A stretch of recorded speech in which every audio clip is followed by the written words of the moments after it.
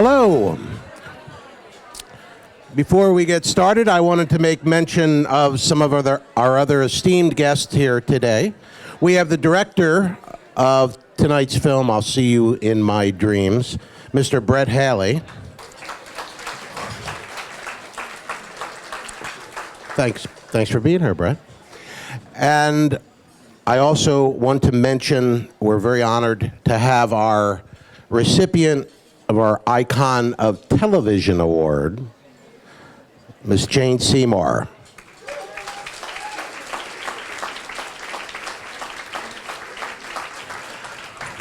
Now, to continue on with our afternoon, I want to introduce Allison Bowles. Where are you, Allison? Oh, there you are.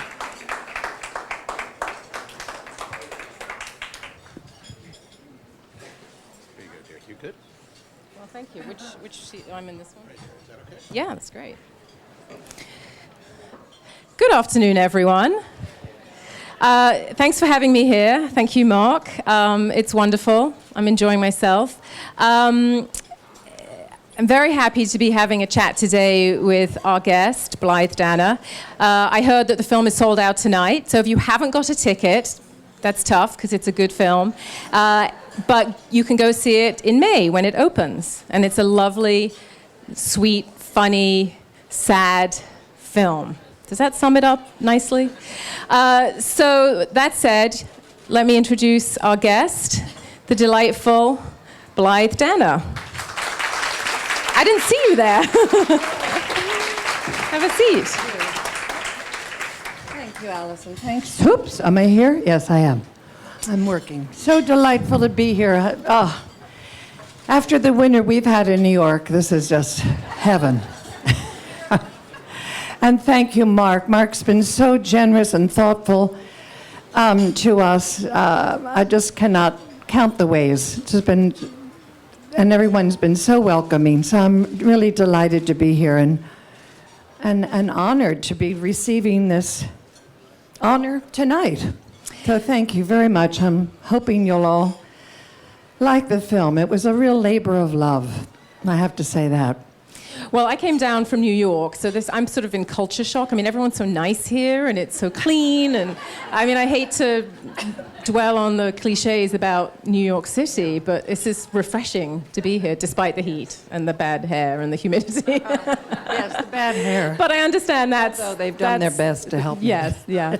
So is this your first time at the festival? The festival, yes, it is. And how do you feel about your film being chosen for the closing night? That's very prestigious. I think it is. It's an honor, but we've been honored with the opening night at some of them, and then the closing night is probably even more prestigious. So we're very pleased, and to know that it's at the Opera House, I think, is extraordinary. With that we're sold out. We're thrilled. We're absolutely thrilled. Yeah, that's good that it's sold out. It would not be so good if it wasn't sold out, because it's a big place, I think, right? Mm-hmm. So do you like doing the festival circuit? Because I know you were at Sundance with this film. Does it depend on the project? You know, if you have to do the rounds of talks and interviews? Well, as I said, it is such a labor of love. I'm someone my age to have a role that I've been handed by a brilliant young director, writer, Brett Haley. Has just been such a gift and a surprise, really. You know, I've never had a role where I've been in every scene of a film. I've done a lot of roles on stage that are more sizable, but this, to come to me at 70, let us not count the numbers, right? After a certain point. I used to take my mother to the doctor and they would say, "Now, Mrs. Danner, what is your age?" She said, "Those numbers do not pass my lips. You have it right down there." So, but I'm tremendously grateful. And as I said, it's more of a surprise than anything, because I've always been a supporting, you know, all the Fokker movies and the different films I've done over the years. Usually I'm just I'm waving rather from the background saying, "Hello." I'll make a funny face and say something over. So this has just been an unexpected joy.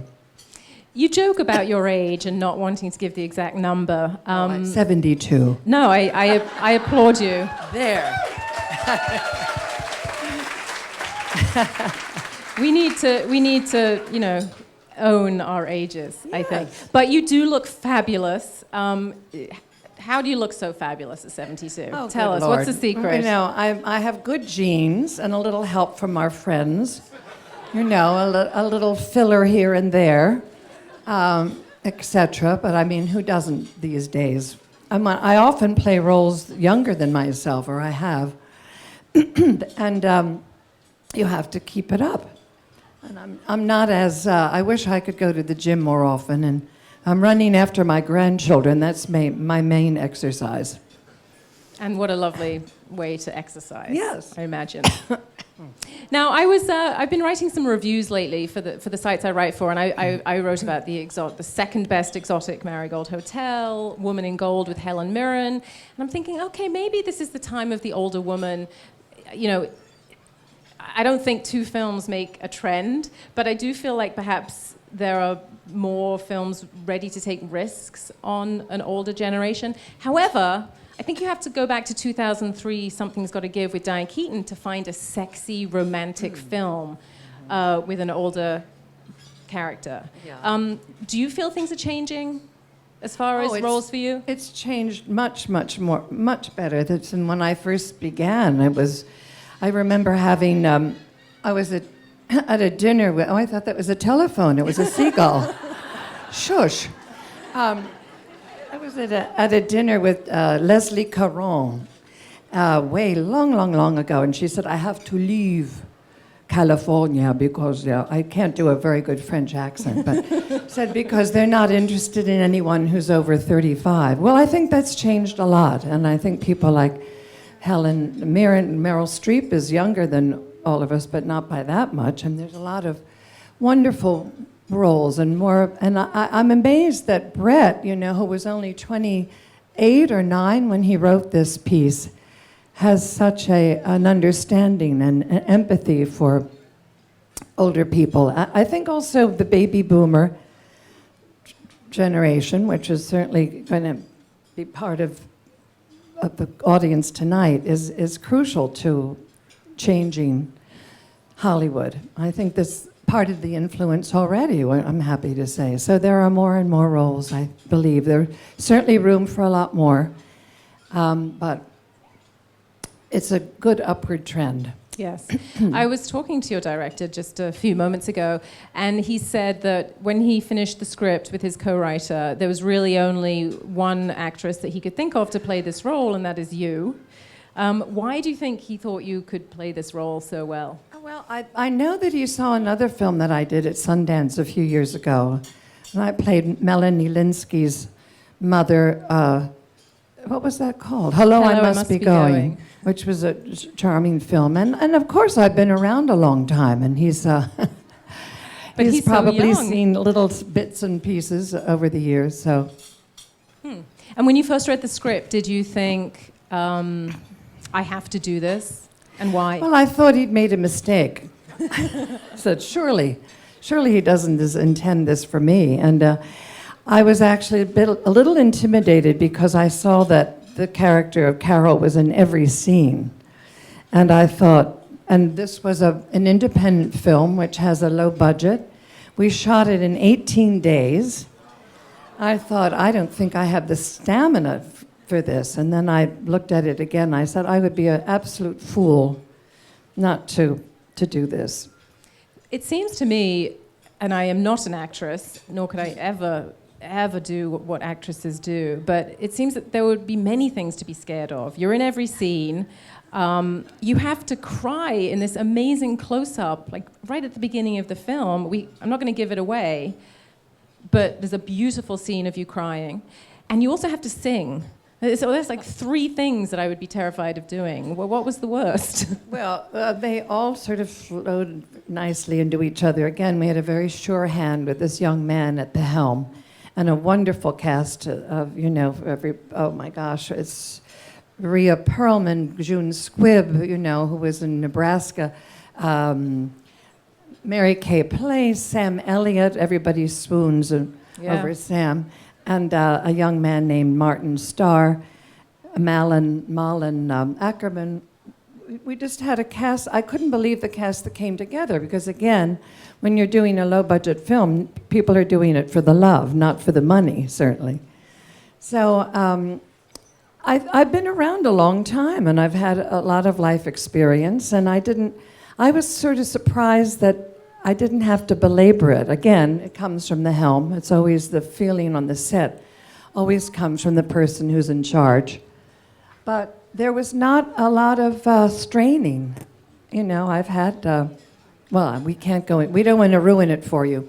No. But there are, it's so beautifully, so honestly written. I think that people that see it will identify with every experience in some capacity. And I think as an actor, I always try to think, on stage I always have a little mantra I say before I go on, which is let the piece, let the play wash over me and let me connect with the audience.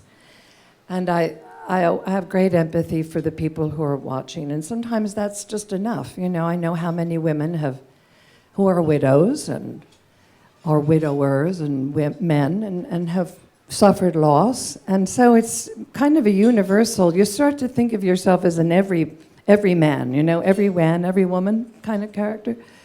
And I felt so privileged to be able to just embrace that and to, you get so much in the theater from your audience, and we had such a wonderful crew, a generous young crew who a lot of them were beginners in the business, but they brought so much energy. A lot of times in big studio movies, there'll be a guy leaning on his elbow saying, "When's the break? You know, I gotta go get a cigarette."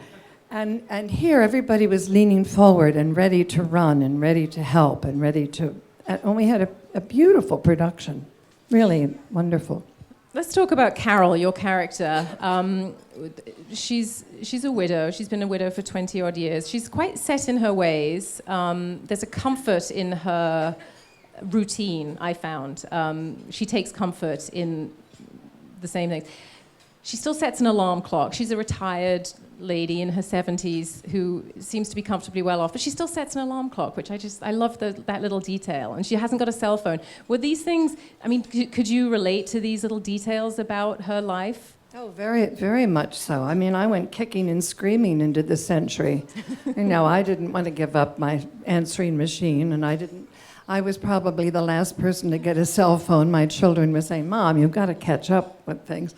And I said, I think one of the good things about being on this earth so long is there's so much to call upon and so much to remember. You know, I keep thinking of how my parents would respond to everything that's going on now in this world, this tech world, which I still can't conquer, nor do I want to. You know, I don't Twitter or tweet or whatever it's called, and and Instagram and... Oh, it's just such a waste of time. I don't get it.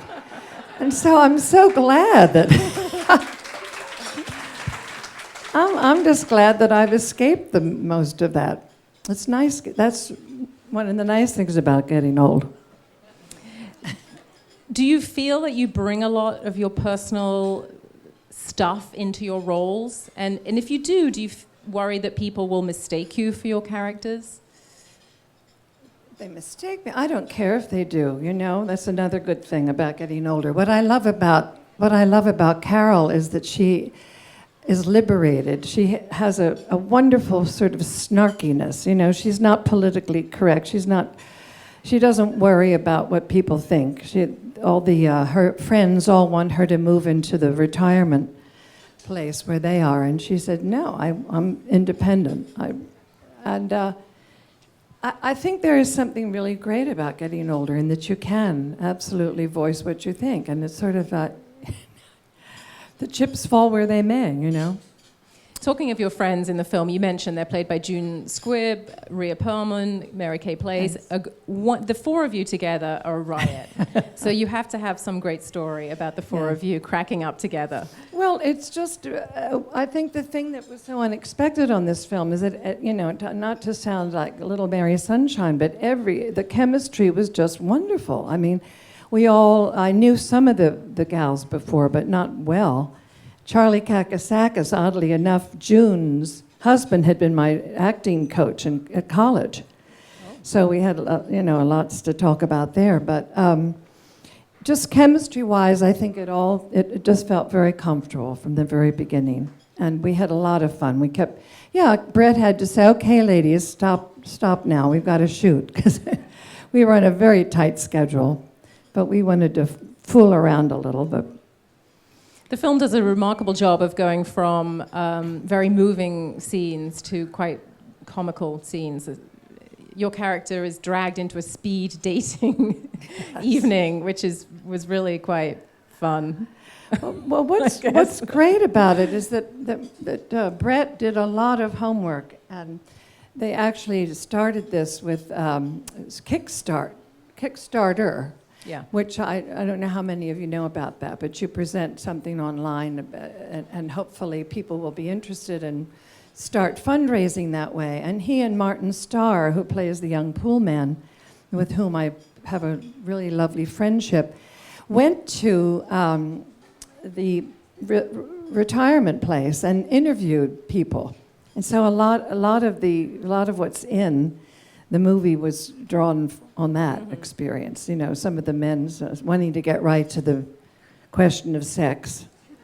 And it was very funny stuff. You know, we don't have long to live, so let's get to it. It's a lot of very funny stuff, yeah. Sam Elliott, you mentioned Sam Elliott. He's still got it. I don't know. Doesn't he? It doesn't matter how old he is. I know. When you read that when your director said, we're going to cast Sam Elliott opposite you, did you just think, yay? Well, exactly. I wondered if he was going to keep that big bushy mustache, though. He wouldn't be Sam Elliott without the mustache. I know. It's true, but I knew I had to kiss him, so I worried about that a little bit. But yeah, it was really wonderful on the set to see how many of the young girls were just swooning. I mean, Sam would sit there and I'd look over getting ready for the scene, and he was just like 6 girls on both sides, just hanging on his every word, and he was in heaven. And how was the hairy kiss? He was very considered. It was very nice. Yeah. You've had some great male co-stars, and one of my favorites is Alan Alda. You worked with him a couple of times. You guys need to make a film together, another film together. Well, I don't know. Don't you think? Alan Alda and Blythe Danner, that would just be so amazing. Well, I played his love interest on MASH the week after. That's when I fell in love with his character. Yeah, my son was born. My son will be 40, and he was just born. That's how long ago that was. Yeah, now he's a dear, wonderful man.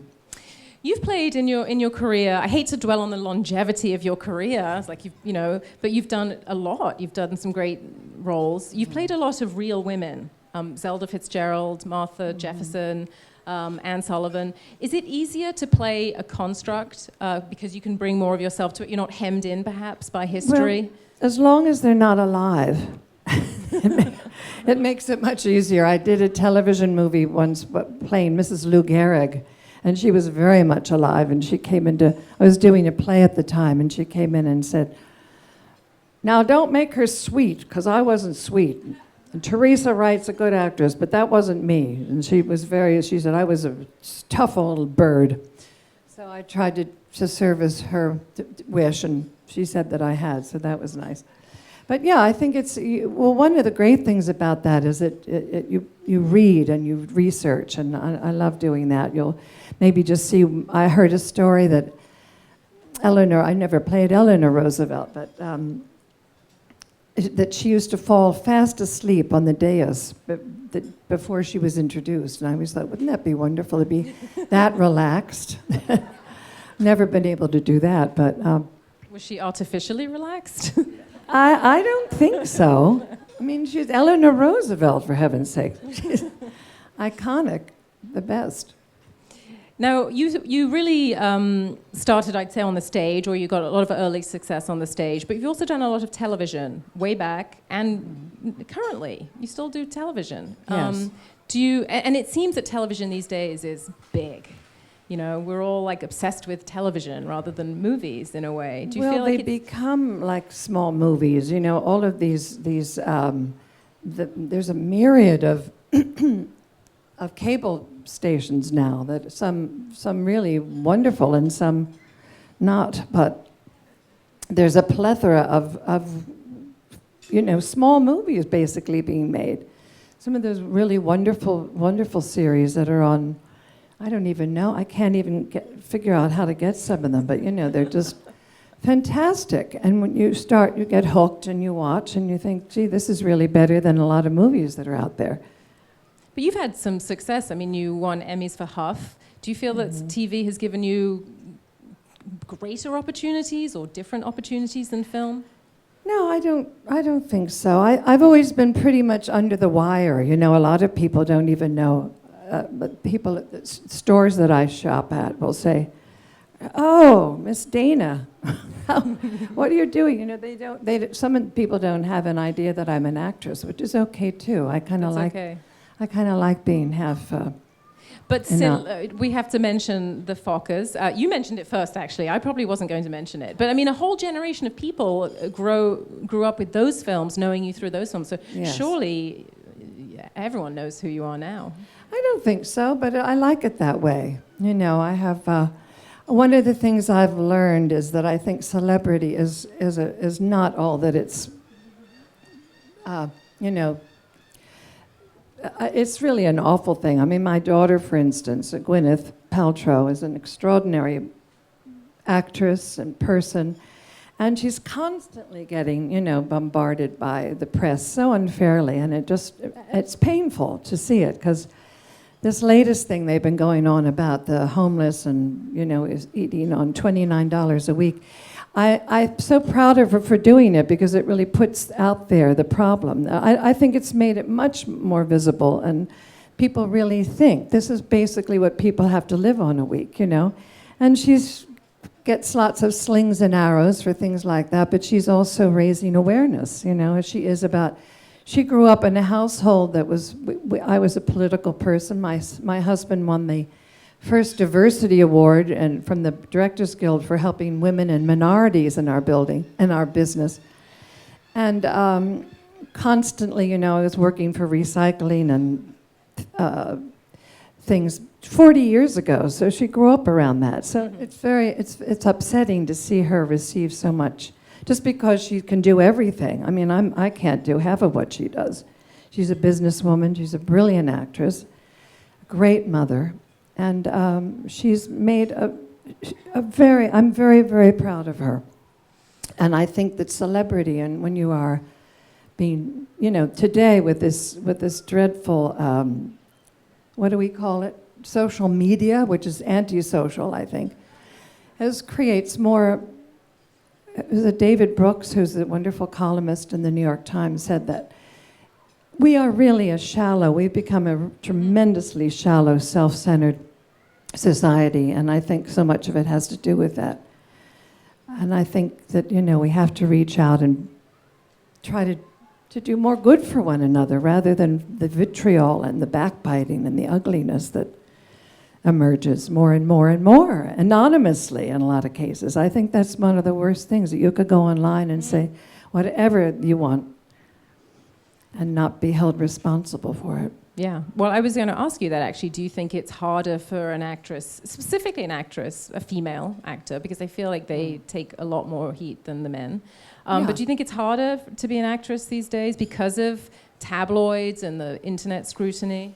Well, if you're a famous one, yes, it is. I think it is. I mean, that's why I've always heard it been glad to be a bit under the wire.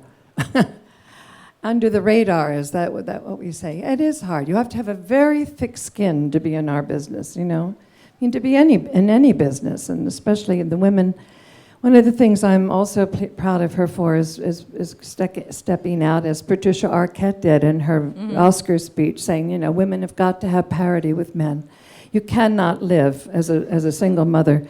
As Elizabeth Warren talks about her mother having gone to work and Sears or somewhere, and being able on a minimum salary to feed her family.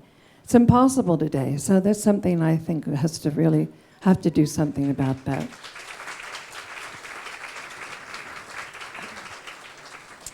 Would you like to tell us about, I know you're very involved with the environment, you said 40 years ago even you were ahead of the game. There's still a long way to go though. Yes, oh yes, definitely. Tell us about your causes and what you like to do when you're not working. I'm acting. Acting, yes. I'm. This month actually is Oral Cancer Awareness Month, and I'm very glad that I have the chance still in April to talk about this. My husband succumbed to oral cancer 13 years ago, and because Bruce worked so hard helping minorities and women, we have the Bruce Paltrow Fund is under the umbrella of the Oral Cancer Foundation. It goes into disenfranchised neighborhoods to offer free screenings. It's not a very well-known disease, and it often is caught too late to catch. But what we're trying to do is really support the idea of young prepubescent boys as well as girls getting the inoculation against the HPV-16 virus. This was always known as an old man's disease because it was related to smoking and drinking. But in the year 2000, it switched to become a huge uptick in young people. And it really attributed to oral sex, and a lot of kids think, oh, well, I'm not having sex if it's oral sex, but it's an extraordinary rise. And most cancers have become stabilized except for cancers related to obesity and to oral cancer. And I really urge you all to go online to oralcancerfoundation.org or oralcancer.org and find out where to get the screenings, because it's not just to do with oral sex. It's also, we all have it. The HPV is roaming in our bodies, but some of us aren't lucky, and the immune system doesn't always destroy it. But it's a very important thing, and if you have children and grandchildren, please do look into the inoculation. Good advice. Do we have questions for Blythe from our audience today? Don't be shy. I've talked so much. How could you possibly have anything to ask? Anyone have a question? Raise a hand. Well, right here. That's handy.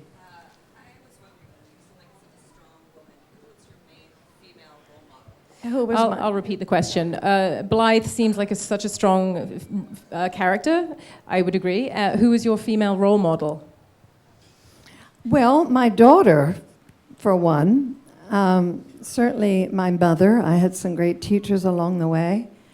But it's taken me a long time to start to feel like a stronger woman. I was always, raised in the era where you were a good girl and you didn't make waves.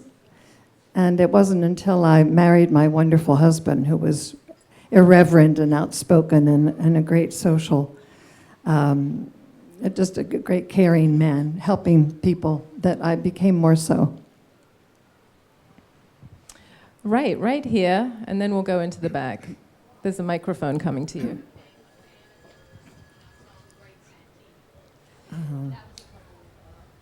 Years ago. Great. The lady said that she became a fan when she saw The Great Santini. You see that role of women, do you feel like it's still around? Still around? Well, certainly. Are you from the South? I could tell, yeah. Well, the woman that was based on, Pat Conroy's mother, was alive when I did that role, and she was really an iron butterfly. That wonderful thing that Southern women have, that's the sweetness, but underneath there's a very strong woman. And she told stories about when, I don't know how many of you seen The Great Santini. It's a great movie to see for Bob Duvall and that performance alone, Michael O'Keefe. But she said that she was always she would burst into tears when she heard he was coming back from being overseas, because she'd had the family working just perfectly, and he would come in and wreak havoc. He said there's nothing like a Marine pilot without a war, because the family becomes the enemy, or, takes the brunt of it all. But thank you. I love that film. Way at the back there. Hi. I'm always fascinated by trying to learn what makes people take a certain turn in a career in their life. So I'd like to hear what made you become who you are. I'd also like to hear what turn in the fork did you not make that you think about once in a while. What fork in the road that you didn't take, maybe, that you regret? Oh, well, I don't regret it. I wanted to be a nurse, but I couldn't stand the sight of blood, so that ended that. And I always say if I weren't an actor, I'd be an environmentalist, I think. I've always been, I grew up in my grandfather was Pennsylvania Dutch, and we lived in Pennsylvania, and he would come to make a garden for us every year that was, I guess, would be called an organic garden today. It wasn't called that then. But fork in the road, no, I think I always loved fantasy. I always loved, my parents both were wonderful singers, and they were active in the PTA, and I always thought they were wonderful and fascinating. I think, is there another question? Maybe one more question. Oh, no. And then one more. Blythe, it's wonderful to listen to you, and I had a question about your acting, especially your stage acting, and it's a good woman's question too, I think. Do you ever have any problems shopping in character and bringing home a load of clothes that fit the character that's on the stage that you're playing, but not you? You know, I hate to shop. I just can't stand it. So I usually rely on the costume person, who we've been very good, we've had good luck in that. In this production, because we were so low budget, we had a great gal as our costumer, but she came and raided my closet. So a lot of those clothes are mine. I was very happy to contribute to that, though. All except the jacket I wear at the speed dating, which I still don't like, but anyway. You know, when I saw the film, I didn't think that was something that she would wear. No, you're Sorry. right. That And did I wanted seem to, I wanted an to odd put a choice. line in on the back and to say to Rhea, I should have said, I don't believe you talked me into wearing this awful jacket. All right, I think we'll take one last question. You appear to be very environmentally conscious, which... I'm sorry, can you speak You appear to be very environmentally conscious. Yes. And I applaud you for that.